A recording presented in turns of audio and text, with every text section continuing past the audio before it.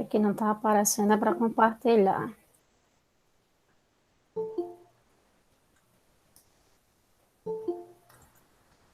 Tá dando para ver aí os slides? Já tá começando. Passou o download aqui, mas não está Ainda não aparecendo ainda, abriu. não. Daqui a pouco deve abrir. Posso começar? Pode sim. Então, bora lá, pessoal. Boa tarde a todos, né? Hoje a gente vai ter a palestra com a professora Daniele Coutinho, né? Professora Unifacex. A palestra intitulada Diabetes e Exercício Físico, né? Era COVID. A professora Dani, ela é formada em Educação Física, né? É especialista em Estratégia da Saúde da Família e especialista também em Fisiologia Clínica do Exercício, tá? Mestre em Ciências da Saúde, membro também do Grupo de Pesquisa da Atividade Física e Saúde da UFRN, a FISA, e é servidora pública também do município de Natal, atuando como profissional da educação física na atenção primária à saúde. Então, Dani, o microfone é todo seu, seja bem-vinda e vamos iniciar.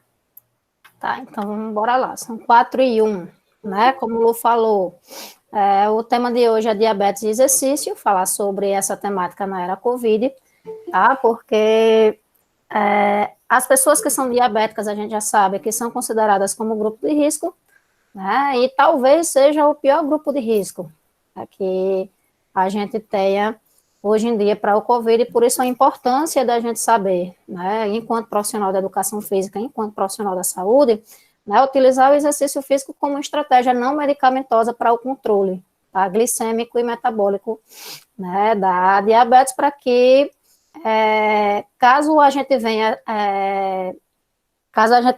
a entrar em contato com o vírus, né, esse vírus não ser tão deletério e não existe tanta chance, né, desse vírus se agravar no corpo da gente.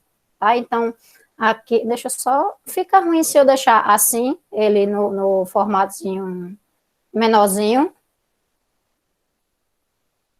Hein, Lu? Não está aparecendo aqui, não, tá só você. Tá só eu. Que esquisito. Ainda bem que eu perguntei, né? Não, só tá aparecendo essa hora sim. O slide sim. Acho que Luciana fixou Para a mim, tela errada. para mim não está aparecendo, não. Não tá aparecendo os slides. Pra mim tá aparecendo o slide aqui normal. Deixa eu só fazer uma pergunta. Quem tá aí assistindo, coloca no chat. Se está aparecendo ou não, bota só sim ou não, para eu saber quem é que está aparecendo. Bem rapidinho. Falou, está aparecendo para todo mundo. Acho que é alguma configuração sua. Acho que é a tela de Lu que está fixada na sua tela e não na do slide. Pronto, tá. Então, eu vou fazer o seguinte: vocês preferem que eu deixe a tela Dani, assim, agora meio tá. a meio, ou vocês querem que eu deixe a tela grande? Porque a tela meio a meio eu consigo ver vocês e consigo olhar o chat. E se eu deixar a tela grande, eu não consigo. Seria bom deixar meio a meio, porque aí tá gravando, né? Quem vai assistir depois, assiste o slide e assiste você. Pronto. Não, mas independentemente de qualquer coisa, eu apareço para vocês, mas eu não consigo me ver e nem consigo ver o chat se eu não tiver com a tela pequena, entendeu? Aí eu queria saber se fica ruim para vocês nesse formato que está aqui, sem estar em tela cheia. Pronto, falaram aqui que pediram para colocar meio a meio mesmo. Pronto. Então, bora lá. A gente vai iniciar, né, falando sobre diabetes enquanto grupo de risco, né, que a gente sabe que a diabetes é um dos grupos de risco, né, além da obesidade, da hipertensão. Tem uma revista aqui que é a Lancet, tá, que é uma das revistas, se não a revista mais renomada do mundo, que ela estava em um dos artigos falando que o risco do Covid ser fatal no diabético ele é de 50% até mais, certo? Em pessoas que têm diabetes. Né? Então, para você ver como a pessoa que ela é diabética, ela tem um risco aumentado, tá certo? Então, por isso que a gente precisa ter cuidado com esse tipo de população, tá? O outro slide, a gente vem perguntando por que, que o Covid é perigoso em pessoas com diabetes, né? Então, respondendo essa pergunta, primeiramente, quem tem diabetes tem uma imunidade já prejudicada, certo? E aí ela já é mais suscetível a uma infecção, independentemente de qualquer outra coisa. Então, só aí de cara, a gente já tem essa imunidade aí prejudicada no diabético.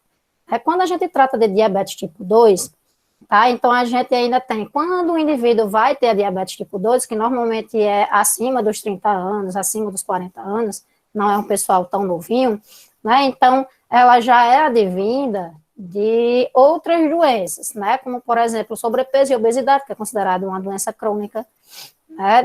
Inflamatória de baixo grau. Esse sobrepeso e essa obesidade, ela já predispõe a doenças cardiovasculares, a riscos maiores, né? E a gente ainda tem a idade avançada, que é outro fator de risco. Então, quando a gente trata de diabetes, muitas vezes é aquela pessoa que já tem um pacote completo, né? Então, ela é obesa, ela tem resistência à insulina, resistência à insulina não, ela tem hipertensão, né? E ela já tem uma idade mais avançada. Então, quando a gente vai avaliar essa população, tem que ser uma avaliação muito mais cautelosa. Vamos passar para cá, para a questão da glicemia, né, que é o que interessa em relação à diabetes. Né? Então, a gente tem a diabetes como a característica dela uma glicose aumentada. Né? Então, o que é que essa hiperglicemia ela tem a ver com a progressão do COVID? Né? Então, o que é que acontece? Quando a glicemia aumenta, ela predispõe mais à entrada do vírus, predispõe a uma maior replicação viral e predispõe ao agravamento da doença. Dani, por que isso? Porque o SARS-CoV-2, que é o vírus, né, do COVID, do coronavírus, ele vai entrar no nosso organismo através de uma enzima chamada ECA2, que é a enzima conversora de angiotensina 2. Né? Então, para alguém entrar na nossa casa, a gente precisa que alguém abra a porta. E esse alguém que vai abrir a porta vai ser essa enzima aqui, chamada de enzima conversora de angiotensina 2. Tá? Só que para o vírus entrar, existe outro processo chamado de glicolização. Tá? Então, quando a gente tem uma pessoa que é diabética que tem uma hiperglicemia, então esse ECA2, né, a gente tem muito mais dele glicosilado. Então, por isso que a hiperglicemia, ela favorece essa entrada de vírus, né, ela favorece uma maior replicação, e aí, como o indivíduo, ele já tem um sistema imunológico enfraquecido, então, o que é que vai acontecer? Ele já tem também um efeito inflamatório, né, que a diabetes, ela predispõe à inflamação crônica de baixo grau. O que é que quer dizer isso? A gente tem fatores imunológicos, né, que vão ser mais prejudicados ainda. E aí ele culmina numa questãozinha chamada de tempestade de citocinas. Né? Então, o corpo ele tem dificuldade de combater, e aí, pela dificuldade de combater, ele vai, como é que eu posso dizer? Ele vai chamar, né, outras funções do sistema imunológico, e ele vai acentuar essa resposta imunológica. Então, essa resposta imunológica, ela sendo muito mais acentuada, certo? Aí a gente tem um pronunciamento de citocinas, que são chamadas de IL-2 e IL-6, mais precisamente, certo? Aí a gente tem o que a gente chama de tempestade de citocinas, e isso é extremamente agressivo, tá, para o organismo, e é por isso que não a diabetes, mas o COVID, ele se agrava nessas pessoas, tá, por conta dessa tempestade de citocinas, que é chamada a fase 3 do COVID, tá? Vamos passar para adiante. Quais são as orientações baseado nesse contexto? Tá? Então, isso que eu falei é o contexto, é o cenário do diabetes e o COVID. Agora, as orientações que a SBD, né, que é a Sociedade Brasileira de Diabetes, e os outros órgãos científicos eles dão, é de intensificar o controle metabólico. Né? Então, não adianta a gente estar só tomando remédio, e não se preocupar com o controle metabólico.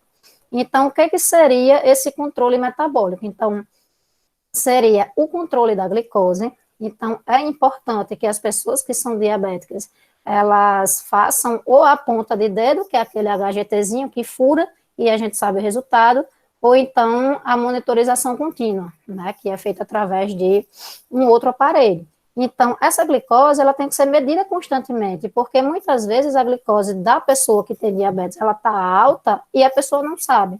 Muitas vezes a percepção dela é diferente e ela não fica com mais fome, ela não fica com mais sede, ela não faz mais xixi, que são as características mais básicas de percepção de quando o indivíduo está com a glicose alterada, né? Então, é importante que nesse processo, nessa quarentena, enquanto durar essa pandemia, então, os diabéticos, eles têm um controle mais efetivo dessa glicose. Quem tem outras comorbidades associadas, né, então, fazer o controle da pressão arterial, né, para não descompensar, que a gente sabe que quem tem também, quem é hipertenso e tem a pressão arterial descompensada, também é outro fator de risco. Aqui eles colocaram os lipídios, mas eu falo dos exames bioquímicos em geral, né, de colesterol total, triglicerídeos, lipídios, colesterol LDL, né, então dá uma controlada, porque o que está acontecendo? As pessoas dentro dessa quarentena, como estão muito dentro de casa, então estão enfiando o pé na jaca e comendo tudo, né, então para quem é diabético isso é muito perigoso, né, porque isso descontrola não só a glicose, mas como o estado metabólico como um todo.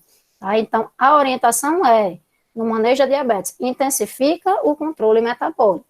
Tá? Para quê? Para que essa glicose ela não venha subir. Se tiver hiperglicemia, seja picos que dá para controlar e reverter rapidamente, mas que ela fique o mínimo possível alto agudamente e que ela não venha a se tornar uma glicose crônica alta.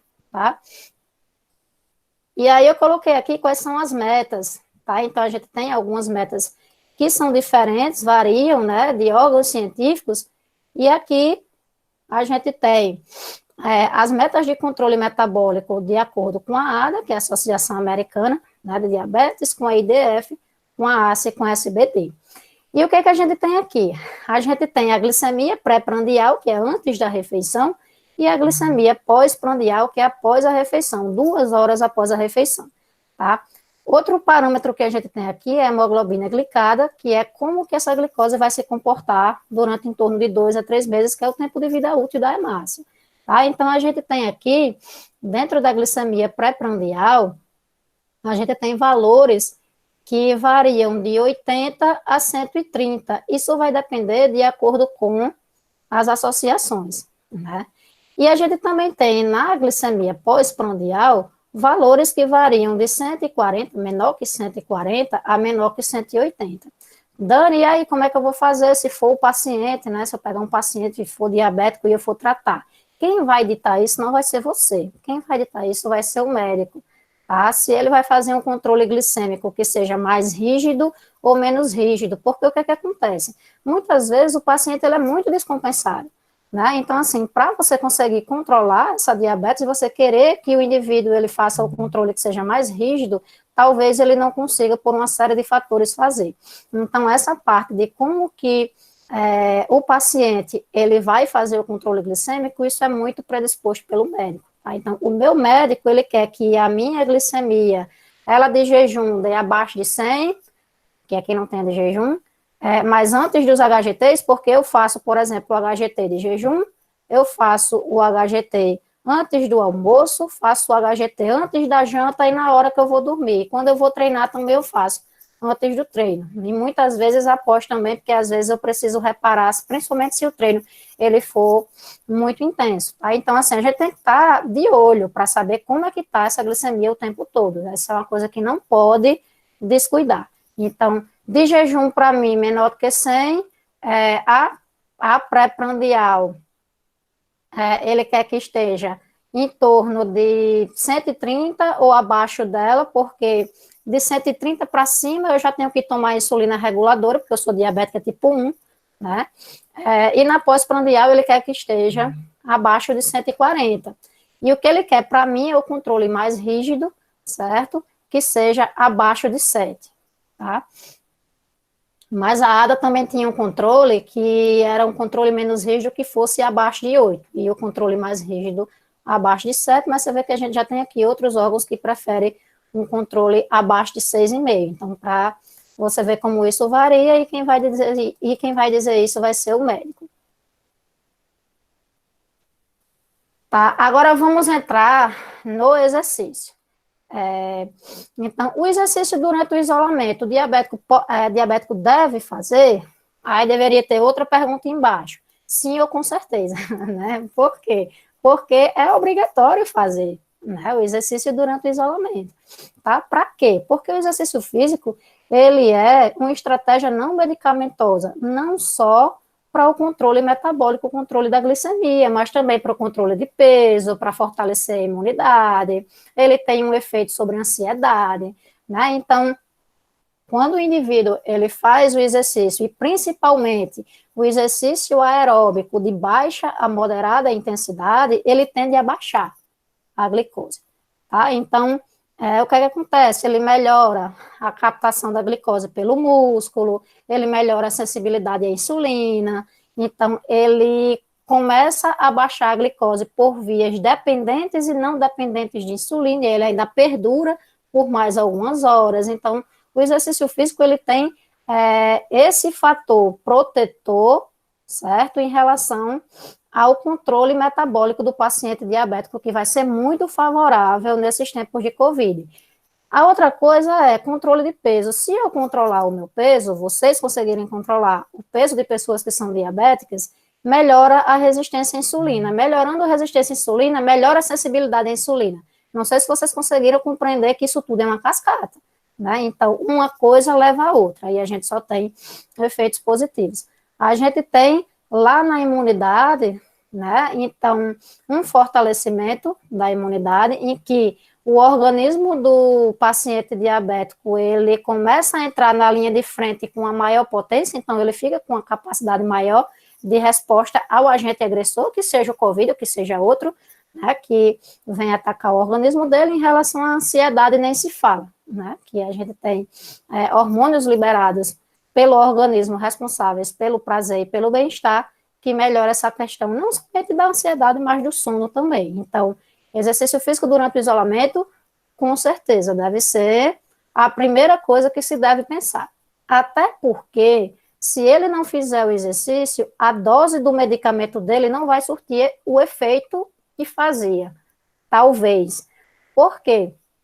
Porque essa pessoa, ela não está saindo de casa, né? Então, o nível de atividade física dela habitual, que é o que ela faz durante o dia inteiro, está bem menor. Isso está acontecendo comigo, tá?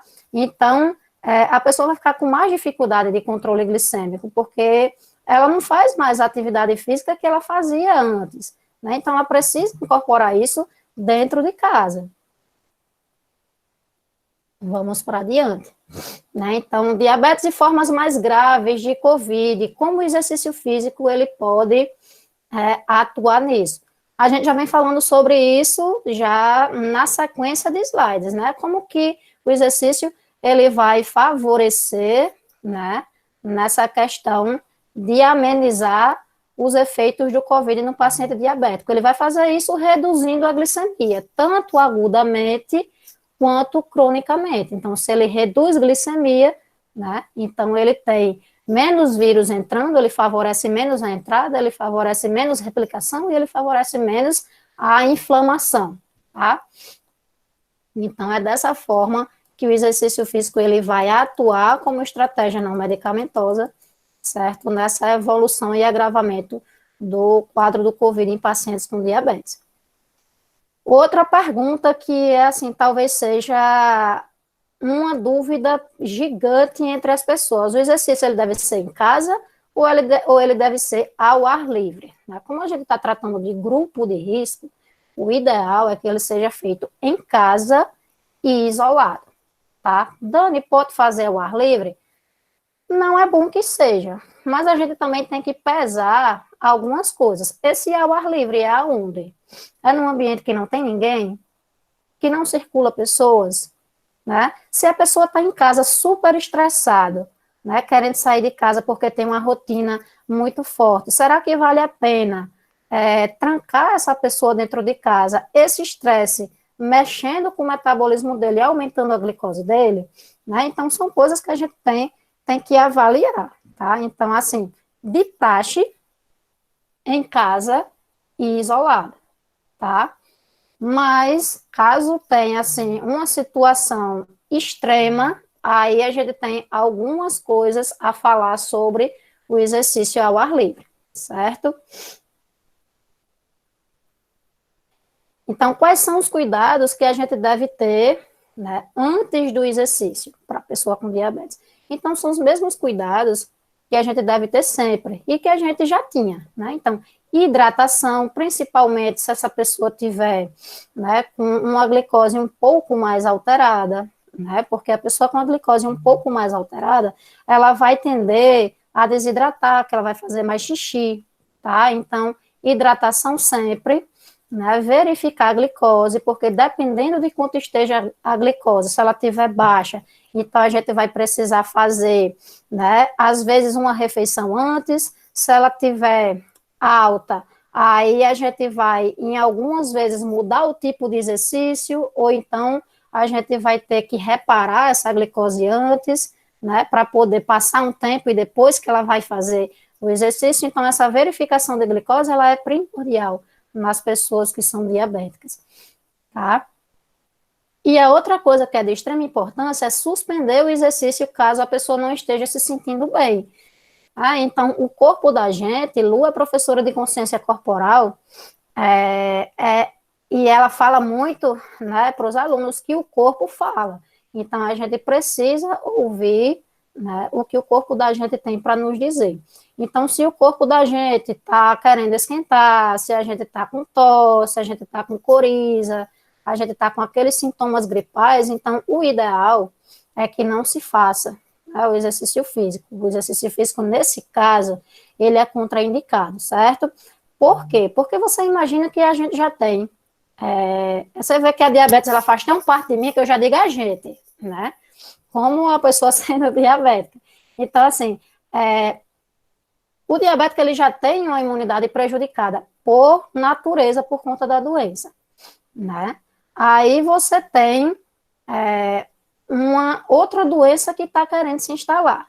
Aí você tem o exercício físico que, no momento, ele está agredindo o seu corpo e seu sistema imunológico, ele vai responder depois, né, do exercício para poder o corpo se recuperar. Aí você imagina uma pessoa que já tem uma imunidade prejudicada ter que utilizar a imunidade dela para recuperar o exercício e para recuperar a doença que está querendo agredir, que está querendo chegar no organismo dela. Então, não dá certo, tá?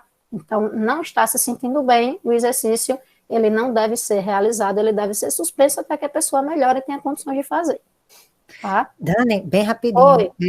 Pediram para você dar um F5 para aumentar a tela, porque realmente está pequena os slides. Tá pequenininha? Tá. Pronto, deixa eu voltar. E os pobres assistiram até agora, metade da aula desse jeito, é? Aqui tá melhor? Me responda que eu não estou lhe vendo mais, não. Sim, tá. Então, minha gente, a gente tem, certo? Isso daqui foi eu que fiz, certo? Mas claro que com o aparato da ciência, né? Então, o que a gente tem? Né? Para quando a pessoa for realizar o exercício. A gente tem uma tabelazinha, tá? De glicose para exercício e qual que é a conduta. Então, se a glicose, ela tiver... então já que eu aumentei, deixa eu fazer um negócio para ficar mais legal.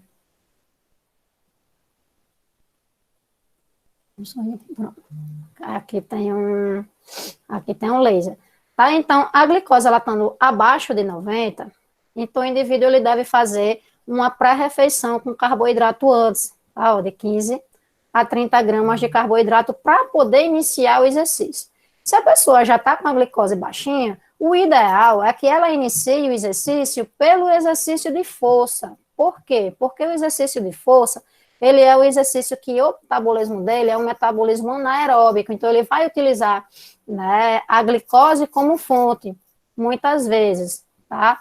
E aí, o que acontece? A gente tem, no exercício de alta intensidade, a gente tem glicogenólise, que é a liberação, a quebra dos estoques de carboidrato, né, de açúcar, para a corrente sanguínea, como a gente também tem, muitas vezes, a neoglicogênese, que é a formação de glicose a partir de outras fontes, certo? Como da gordura, como às vezes, até um ciclo de Cori, tá? Então, o ideal é que em glicoses mais baixas a gente comece pelo treinamento de força. Em glicose mais altas, a gente começar o exercício pelo aeróbico de leve a moderado, para que essa glicose ela tenha uma queda e a gente possa depois ir para o treinamento de força. Então, a recomendação seria essa, tá? Mas abaixo de 90, fazer uma ingesta de carboidratos, aí entre 90 a 150, né? A gente tem que consumir carboidratos a partir do exercício, né? Dependendo do tipo de exercício e da quantidade de insulina, isso também varia muito, isso falando de diabéticos tipo 1, né? Mas se for diabético tipo 2, aí ele pode fazer tranquilamente, tá? Quando a gente vem para cá, ó, de 150 a 250. O ideal, pelo menos há 1 ano, 2 anos atrás, era que a glicose estivesse em torno de 180, porque aí a gente nem estava com a glicose alta e também não estava baixa demais, e a gente seguiria o exercício tranquilamente, tá? Mas a gente tem essas outras vertentes aqui que falam de 150 a 250, iniciar o exercício e atrasar o consumo de carboidratos, até que a glicose atinja níveis menores de 150 miligramas por decilitro. E a glicose estando de 250 para cima, aí o que é que a gente tem que fazer? Testar cetonas. O que é esse teste? Antigamente, quando não tinha o HGT, a gente tinha uma caixinha de fitas que a gente tinha uma tabela de cores e a gente fazia xixi, colocava essa fita na urina e essa fita, ela tinha uma escala de cores. Aí nessa escala de cores, ela dizendo o grau de glicose que tinha na urina. A gente tem isso para cetonas, certo? É desse jeito que se faz. Só que eu, pelo menos, não tenho esse teste e muita gente não tem. Então, o que é que eu faço? De 250 para cima, se eu não tenho como testar cetonas, o que é que eu faço?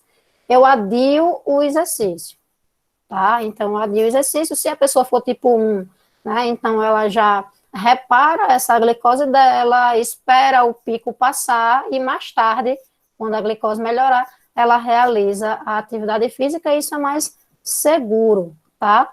Outra coisa que se pode fazer, mas aí a segurança está em testar cetonas, né?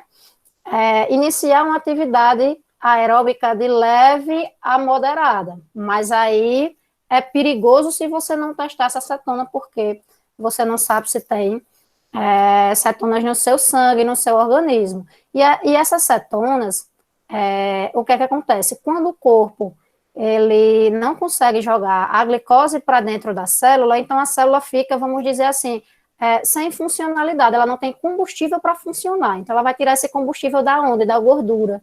E quando ela faz isso, aí ela cria os corpos cetônicos, que é altamente agressor ao organismo e tóxico, né? E isso é uma emergência diabética, tá? Para ser tratada em hospital.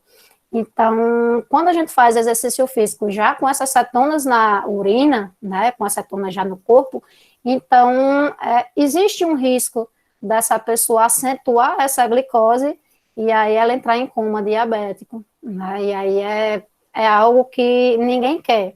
Então, por isso que, por via das dúvidas, se eu não tenho como testar a urina de 250 para cima, eu não faço. Eu reparo a insulina, eu reparo a glicose e não realizo o exercício, eu retardo o exercício para mais tarde, tá? Em relação ao exercício ao ar livre, que a gente viu que não era interessante, mas se a pessoa quiser, porque quiser fazer, né, então quais são os pré-requisitos, né, e qual a distância manter? A gente sabe que a distância que a Organização Mundial de Saúde, ela pede de 1,5 metro a 2, né, para pessoas falando em repouso. Só que a gente tem um estudo que fizeram, né, um estudo belgo-holandês, que eles avaliaram a corrida, a caminhada e a bike, né, o ciclismo, essas distâncias. E aí, o que foi que eles perceberam? Agora,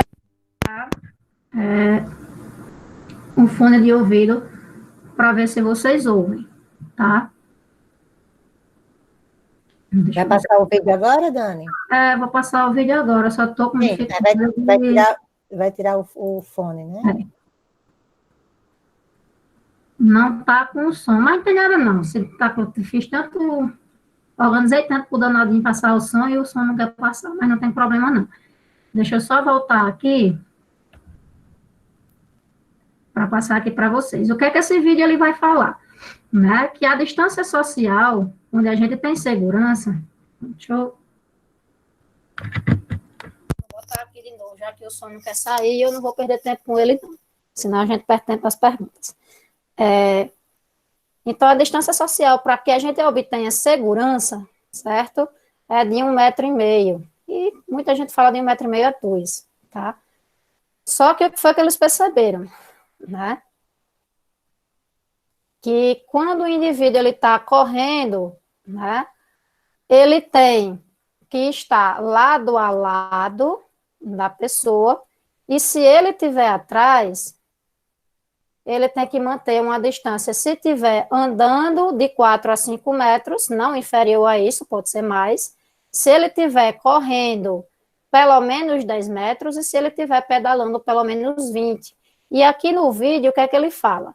Que eu vou passar de novo. Ele fala em relação à segurança das gotículas que são colocadas para fora quando o indivíduo está realizando exercício. Porque a gente sabe que quando a gente está realizando exercício, como a gente transpira muito, que a gente fica muito ofegante, então a gente tem um volume de ar muito maior, né, que a gente coloca para fora. Então, se eu estou colocando muito mais ar para fora, se eu estiver infectada, eu também estou colocando mais vírus para fora. Né?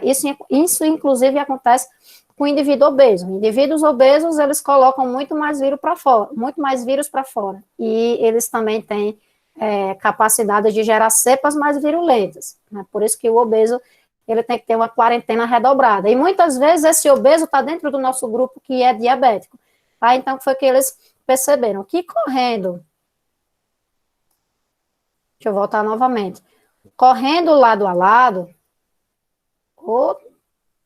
negócio difícil, que correndo lado a lado, ele tem uma maior segurança. Por quê? Porque quando ele corre lado a lado, o indivíduo que está correndo na frente, ele está jogando o vírus para trás, certo? Por isso que correr atrás do outro, ele se torna pouco seguro, porque a pessoa aqui, ó, tem uma enxurrada de gotículas que está vindo para cima dela, tá? Que se ela vir aqui para o lado, essas gotículas não pegam, tá? E se ela for também na diagonal, também essas gotículas, ela vai passar aqui do lado, tá? Então, por isso que quando a gente trata de exercício físico e localização, onde é que eu vou me localizar em relação à pessoa que está à frente, a recomendação é você se posicionar ou ao lado da pessoa, ou então se posicionar na diagonal. Mas caso você venha a se posicionar atrás, o que foi que eles viram no estudo? Eles viram que durante a caminhada, se a pessoa tiver um distanciamento inferior a 4 ou 5 metros, eles têm uma chance em potencial de se contaminar. Então, o que é que a gente leva a concluir? Que se abaixo de 4 ou 5 metros é risco potencial de contaminação, então a gente tem que manter uma distância de pelo menos 4 ou 5 metros. A mesma coisa eles viram para a corrida. Então, distâncias inferiores a 10 metros, risco potencial de contaminação. Então, o que é que a gente tira como conclusão? De 10 metros para cima. E na pedalada, o que é que eles viram? Que distância inferior a 20 metros, de uma bike para outra, risco em potencial de contaminação. Então, a conclusão seria que pelo menos 20 metros de distância entre uma bike e outra na pedalada. Tá? Então, se o indivíduo não for fazer o exercício em casa, então ele tem que se manter, né, ou nessas distâncias aqui, de pelo menos 4 a 5 metros para caminhada, pelo menos 10 metros para corrida, pelo menos 10 metros para pedalada, E é aquele negócio que a gente diz a menino pequeno quando leva a gente para o supermercado, olha, não fale com ninguém, não pegue nada, não mexa em nada, se tiver gente, não vá, né? Então é aquela coisa bem restrita. Porque o que é que acontece? Muitas vezes você está lá feliz da vida, né, caminhando, correndo, e você, inesperadamente, você se surpreende com a aglomeração de pessoas. Às vezes você não tem como prever isso, né? Então, se existir essa possibilidade, não vá. Mas se tiver um local que nunca tenha ninguém, uma pracinha que é do lado da sua casa, que não vai ninguém, né? Aí, de repente, você possa analisar a possibilidade de ir. E é outra coisa, se tiver barras, essas coisas, banco para fazer abdominal, não usa, tá? Porque o vírus, ele fica em superfície, tá? Então, o ideal, sempre em casa. Mas caso não dê para ficar em casa, for aquele arte que a pessoa vai fazer, então pelo menos fazer um arte com consciência, certo? E sabendo que você minimiza os riscos, mas que você não vai evitar com que aquilo aconteça. Você vai evitar com que aquilo aconteça e às vezes nem evita 100%, porque vai às vezes alguém na sua casa e pode lhe contaminar, mas dentro de casa é muito mais seguro e a recomendação é que seja dentro de casa, tá? E aí existe um protocolo hoje, na verdade um protocolo não, um decreto, né, que exige o uso da máscara no exercício, e eu tenho aqui algumas características, né, do uso da máscara durante o exercício, tá, que vai ser redução no desempenho, né, porque o que acontece em relação à máscara? Muitas pessoas ficaram na dúvida se usar a máscara iria atrapalhar, iria prejudicar, iria acontecer alguma coisa, a pessoa iria passar mal, né? A gente já tem esse treino com máscaras já há algum tempo. Por quê? Em pessoas, principalmente no alto rendimento, que treinava em ambientes hiperbáricos, né? Ou seja, acima do nível do mar, onde existe pouco oxigênio, então, a gente sabe que a hemoglobina do sangue é responsável por transportar o oxigênio dentro do sangue, né? E aí, essas pessoas que já vivem nesse ambiente, elas já são adaptadas, mas a gente que vive em nível do mar, não. Então, a gente tem muito mais hemoglobinas, né? Então, quando a gente chegava lá em acima do nível do mar, né, em ambientes hiperbáricos, então, isso era comprometido, né? A gente sofria com isso daí. Então, o que é que fizeram? Na tentativa de melhorar essa condição, em vez de ir antes, né, uma semana, 15 dias, da competição, para treinar lá e ficar lá para acontecer essa adaptação, o pessoal estava testando treinar usando máscaras.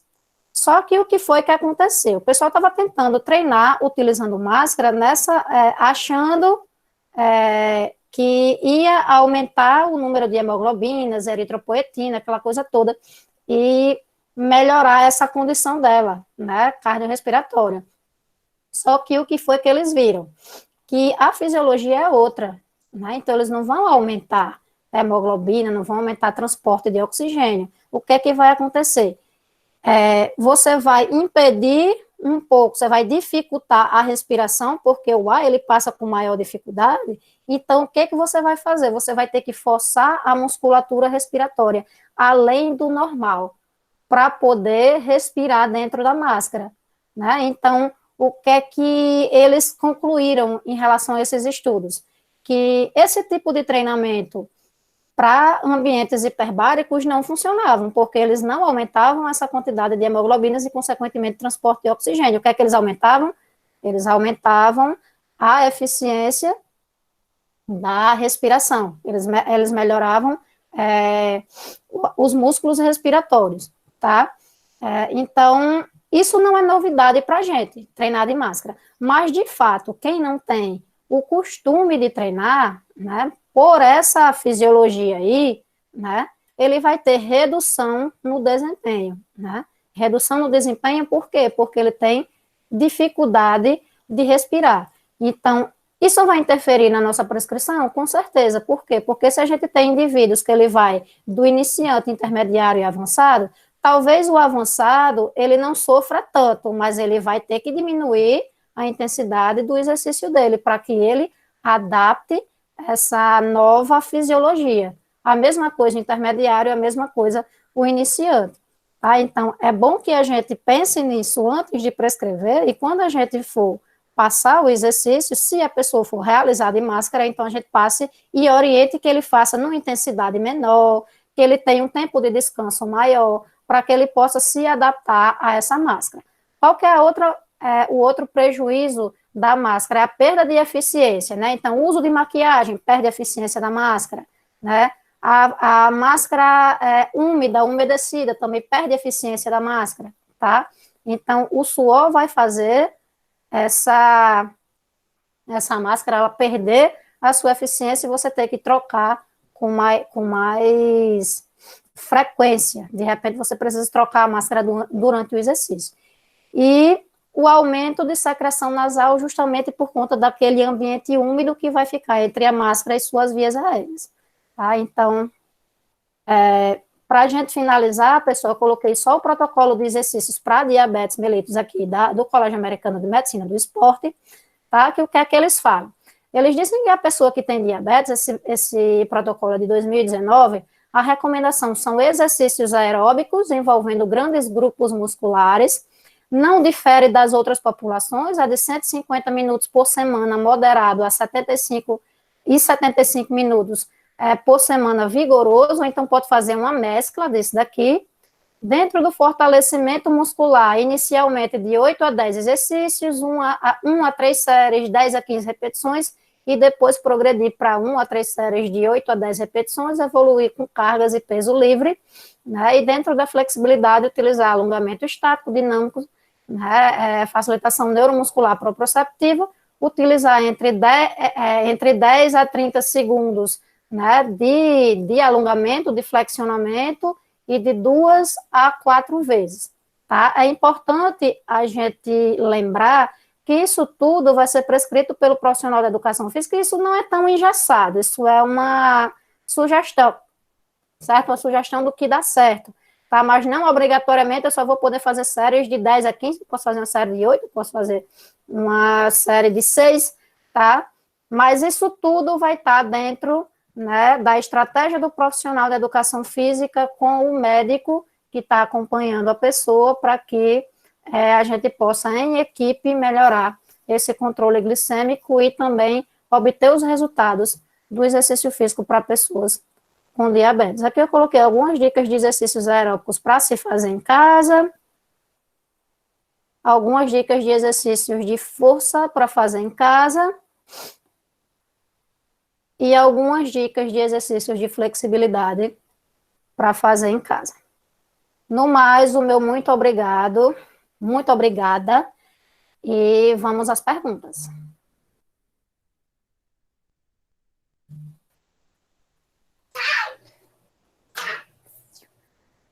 Dani, Oi.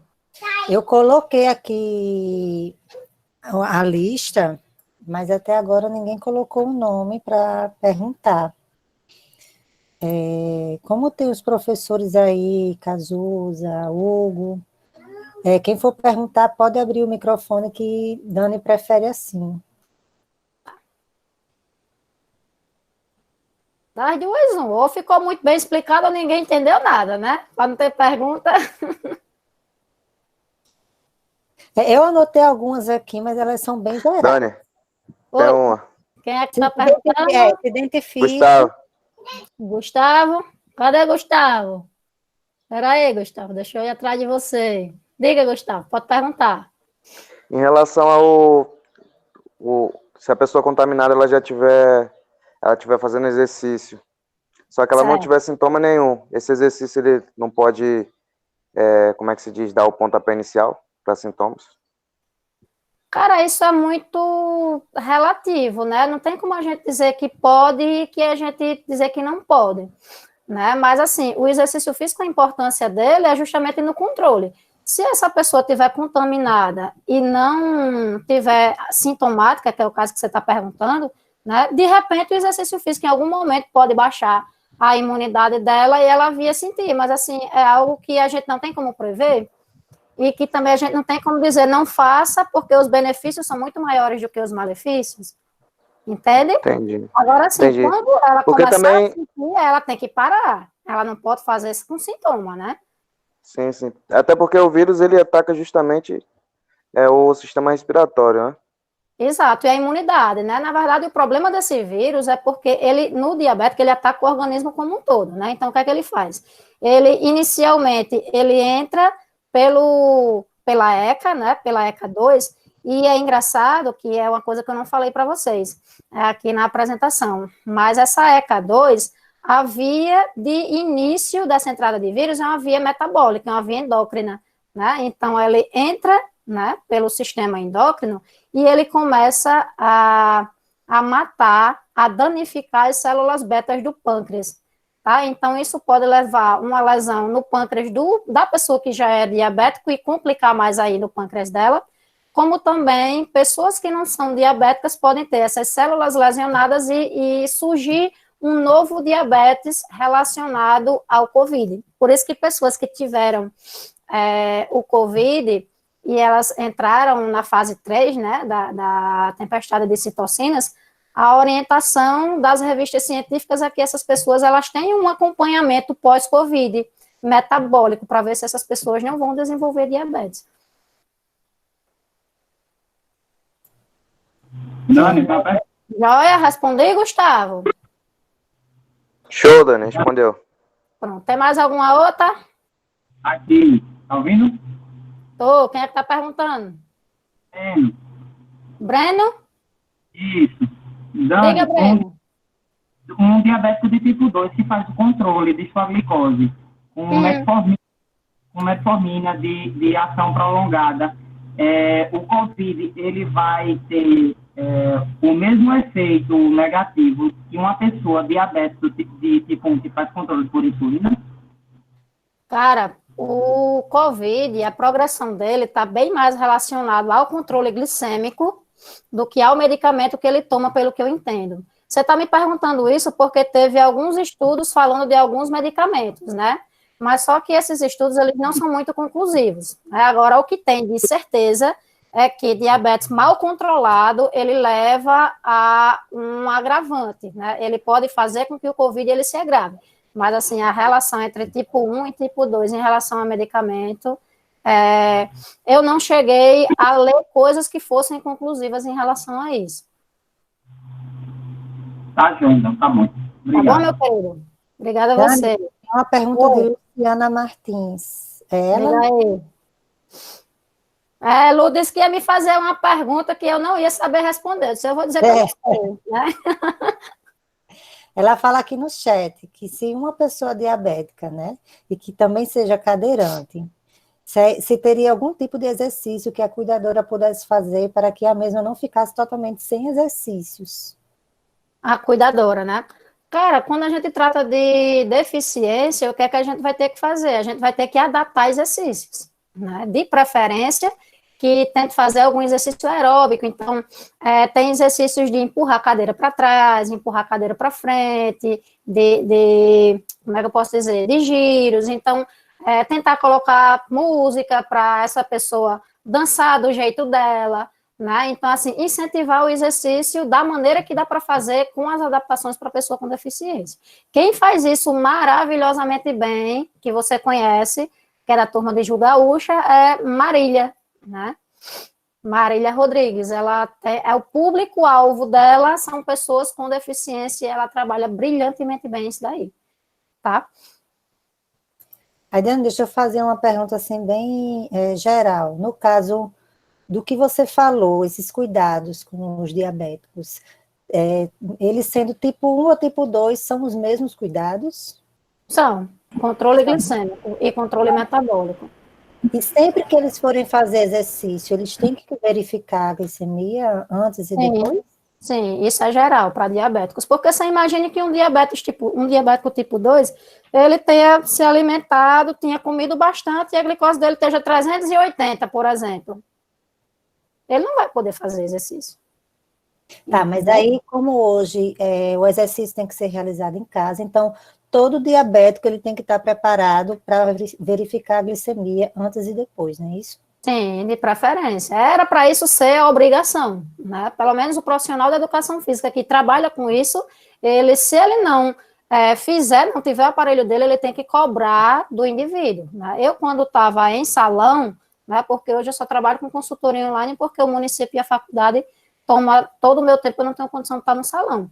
Mas, por exemplo, se eu tinha um paciente que ele era hipertenso, eu mesmo tinha meu aparelhozinho, quando ele chegava lá, verificava antes, verificava depois, para saber se podia fazer, qual era o treino que ia fazer e qual foi o efeito que o meu treino obteve. Então, no diabético, isso também deve ser feito. Eu nunca peguei paciente com diabetes depois que eu me formei, eu peguei quando eu era estagiária. Né? Não, mas assim, no seu caso, você é profissional da educação física. Eu digo assim, para quem não é, tem que fazer. Tem que fazer também da mesma forma, né? Tem que fazer e tem que ter essa orientação, porque às vezes ele não tem. Entendeu? E quem deveria dar essa orientação? O Ministério da Saúde já era para ter... Rapaz, o médico era para orientar eles procurarem. E eu acho que o médico poderia dizer. Oi? Existem cartilhas que ensinam, ou o médico mesmo, ele já pode Na verdade, só quem passa isso é educador físico, mas eu acho que isso era algo que o médico poderia passar. Né? Isso, a equipe multiprofissional. Porque normalmente o diabético, quem é diabético, ele normalmente tem uma equipe que acompanha, né? Então, ele como o exercício ele faz parte do tratamento, então sempre o endócrino, ele encaminha para o profissional da educação física. Agora, porque muitas vezes, até encaminhar é uma coisa, aí é outra, né? E às vezes o profissional, ele encaminha para o profissional da educação, o endócrino, ele encaminha para o profissional da educação física, mas o profissional da educação física não tem esse conhecimento. Aí termina que não faz. Mas sim, todos os profissionais da educação física eram para saber, né, dessa nuance aí, e era para eles orientarem. Entendeu? E quando você falou do uso da máscara, você falou só apenas dos diabéticos ou de geral? É público em geral. Todos vão ter essa dificuldade de respirar, principalmente se o cardio respiratório dele for ruim.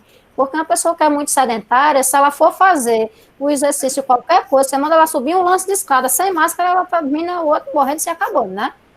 Se ela botar uma máscara, vai ser pior ainda. Então, aí é o momento de quem for prescrever mais leve, dar um descanso maior, um intervalo de descanso maior. Porque eles vão realmente ter dificuldades. E quem for já treinado, eles vão sentir isso, mas aí, na própria percepção dele, eles tendem a reduzir a intensidade. Mas quem não faz, vai ter dificuldade. Em relação a isso, eles precisam ser orientados, que inclusive isso pode ser um fator-chave para não adesão. Poxa, eu não vou fazer porque eu não consigo, eu fico morrendo sufocado. É porque eu já vi pessoas correndo na rua com a máscara, né? E isso. Aí vai ter o tira e bota o tempo todo, porque ninguém aguenta ficar correndo o tempo todo. Pois é, aí esse tira e bota que é o complicado, né? Porque na hora que a máscara, a gente já não treina com N95, que é a máscara que ela é mais potente, né? A outra que é melhor é a cirúrgica, também não está vendendo mais em canto nenhum. A máscara que o pessoal está treinando e utilizando normalmente no dia a dia é a máscara de pano, né, de tecido, que já não é lá essas Coca-Cola toda para prevenção, né? E aí, quando você pega essa máscara que já não protege 100%, e você vai correr com ela, quando você umidifica essa máscara, ela perde ainda mais, né, o seu efeito. Protege. Menos do que o que deveria, né? Mas mais do que se não tivesse com nada. Só que aí, a partir do momento que você chega e retira a máscara para poder respirar, se você for um paciente que não tem o vírus e tiver alguém perto de você, você corre maiores riscos de contaminação. Né? Assim como se você for um paciente que você tenha o vírus e esteja sintomático, você corre o risco de contaminar outras pessoas. É por isso que eu sou contra o exercício físico na academia agora, né? Eu sou contra as academias abrirem agora, por conta de uma série de fatores, e um dos é esse. Tá? Porque o que vai ter de gente tirando a máscara para poder respirar não vai ser brincadeira. O vírus já foi... ainda estão pesquisando a questão da sua transmissibilidade em relação ao ar, né? Porque a gente sabe que a transmissão é mais em relação a essas mucosas. Mas a gente sabe que o vírus ele é tão leve, mas tão leve, que ele, antes de cair no chão, ele fica viajando nas correntes de ar. né? Então, se você chega e retira a máscara para poder respirar e você está contaminado, esse vírus, muito provavelmente, se você estiver correndo, por exemplo, ele não vai cair no chão agora, ele ainda vai passar um tempinho, ele pode passar até 3 horas suspenso no ar, até poder cair, né? Aí eu não sei, não tem dizendo especificamente, né, e nem comprovadamente, se esse vírus que ele está no ar, assim, perambulando, ele tem o mesmo poder de transmissibilidade de quando ele atinge uma mucosa sua através de um espirro perto, né, de uma tosse perto, mas é algo que a gente tem que se precaver, né, porque se a gente não tem certeza, né. Eu tenho uma dúvida, posso interromper vocês duas, meninas?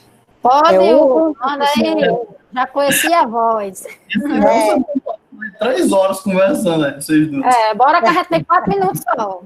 Ó, Luciana fez a pergunta que eu queria em relação a diabetes tipo 1 e tipo 2, né, se tinham cuidados diferentes e aí, mas aí eu queria saber o seguinte, em relação a tipo de treinamento, existe algum tipo de treinamento que leve o diabético a entrar em uma hipoinsulinemia mais rápido, sei lá, que a gente tem que tomar mais cuidado com isso, da glicemia dele cair muito rápido? Existe, Hugo. O treinamento, quando ele é um treinamento de baixa a moderada intensidade, né, ele tende a levar a glicose para a célula mais rapidamente, ele tende a baixar.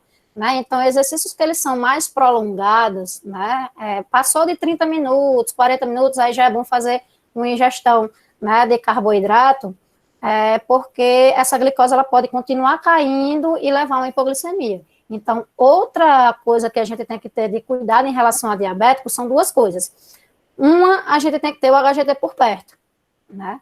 A outra, a gente tem que ter água por perto, e a outra, a gente tem que ter algum carboidrato de absorção rápida por perto. Porque se essa pessoa fizer uma hipoglicemia, a gente precisa ter de imediato um carboidrato de rápida absorção para dar para essa pessoa.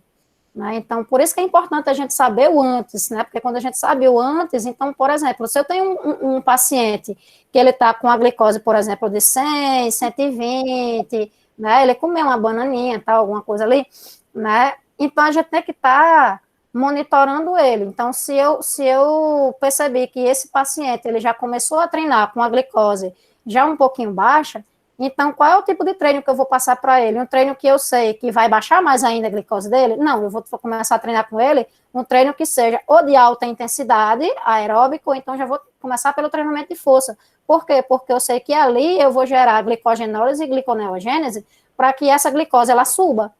E aí essa glicose subindo, aí, logo após, eu tenho um parâmetro melhor para poder trabalhar com ela depois o aero, tá?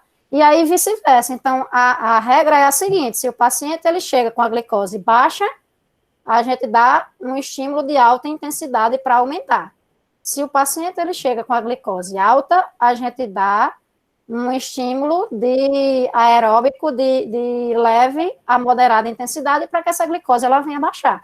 E às vezes a gente planeja o treino, às vezes isso fica complicado para o profissional de educação física em relação à periodização, né? Porque às vezes o cara periodiza e ele quer que seja aquilo engessado, né? Eu periodizei, hoje ele vai fazer isso aqui e é isso aqui. Não, não pode ser assim. O paciente que ele é hipertenso, o paciente que ele é diabético, o treino dele é o treino do dia. Você pode ter o seu planejamento, mas esse planejamento ele precisa ser flexível para que você possa não prejudicar esse paciente na hora do treino, tá? Responde isso, a pergunta? Muito bem, por sinal. Muito obrigada. Dani, tem uma pergunta. O Wallace. Luciana, você vai deixar eu perguntar? Isso é, Everton.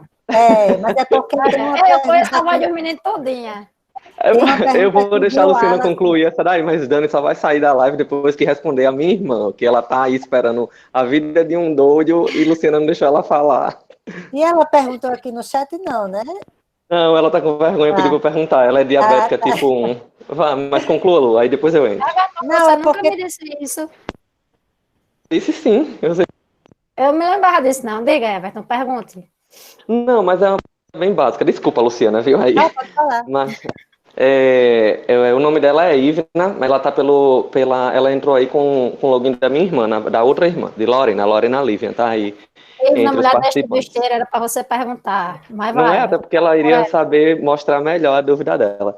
Mas, enfim, é com relação, não tem a ver com Covid, tem a ver mesmo com exercício e atividade física para diabéticos, né? Ela é tipo 1 e ela queria saber se tem um horário mais adequado para ela treinar. Eu Sim, imagino que você vai com falar com certeza. relação, né? Pronto, então responda aí para ela, Moria. Qual que é o problema?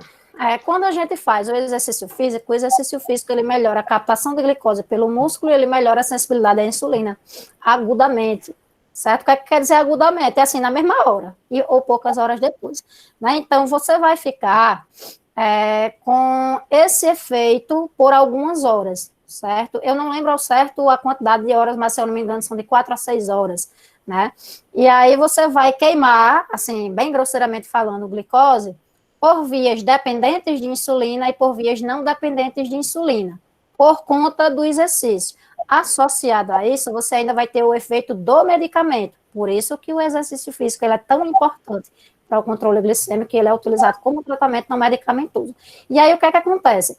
Um horário contraindicado de você treinar é à noite, né? Se não for à noite, pode ser de manhã, pode ser pela tarde, né? Mas o à noite ele é complicado porque você toma insulina e você tem uma ação da insulina, e dependendo da insulina que você tomar, se você tomar uma basal, menos mal, que ela tenha uma ação de 24 horas. Mas se você tomar, por exemplo, a NPH, que ela tem uma ação de 12 horas, e ela tem alguns picos, se eu não me engano, é de 6 ou 8 horas o pico, não estou lembrada agora qual que é o pico, que eu tenho a tabelinha para ver, era para eu ter colocado essa tabela aqui. Depois, se você quiser, você pode me pedir que eu te dou, tá? E quem quiser.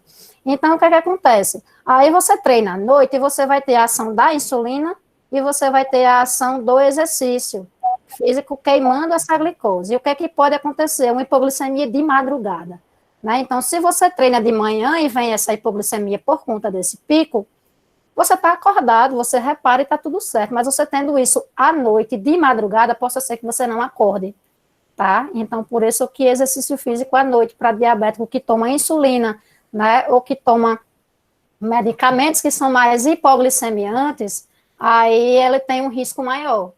Agora, para pacientes diabéticos que não tomam hipoglicemiantes, já tem estudos que eu vi, inclusive no congresso da SBD, que treinar à noite é massa, porque melhora a resistência à insulina. Entendeu? Aí, isso difere de paciente para paciente. Respondi, Ive, na sua pergunta. Eu não sei se ela vai responder a você, Dani, mas eu acredito que respondeu. E provavelmente ela deve estar, inclusive, pensando agora. É por isso que eu acordo de madrugada passando mal. Pois é. Mude seu horário ela costuma fazer à noite. Ou mude seu horário de treinamento, ou então faça uma refeição mais caprichada à noite. Ela respondeu aí no chat. Foi, dela que respondeu. Lu, pode perguntar. Você está acompanhando o chat, Dani? Não, mas é porque subiu aqui. Mas deixa eu ver aqui, deixa eu entrar nele. É a pergunta de Wallace Ramon. Se ele estiver aí, quiser fazer a pergunta, pode abrir o microfone que Dani prefere assim. Deixa eu ver.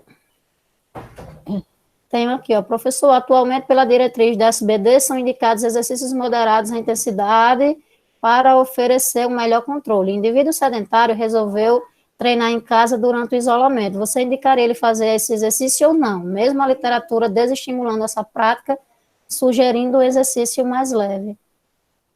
A literatura desestimula? Não, a literatura ela estimula. Agora, ele precisa fazer, ele deve fazer, né, para ajudar o controle dele. Agora, o que é que ele tem que ter? Ele tem que ter o controle glicêmico dele antes, né, que ele tem que fazer a glicose dele antes, para ver como é que tá, tomar os cuidados necessários antes da prática do exercício, e aí ele também tem que ter o cuidado de estar pertinho dele algum carboidrato de alto índice glicêmico, para caso ele venha ter uma hipoglicemia, né, ou ficar sintomático, ele refazer esse HGT, ver quanto é que está e poder reparar, mas é indicado sim.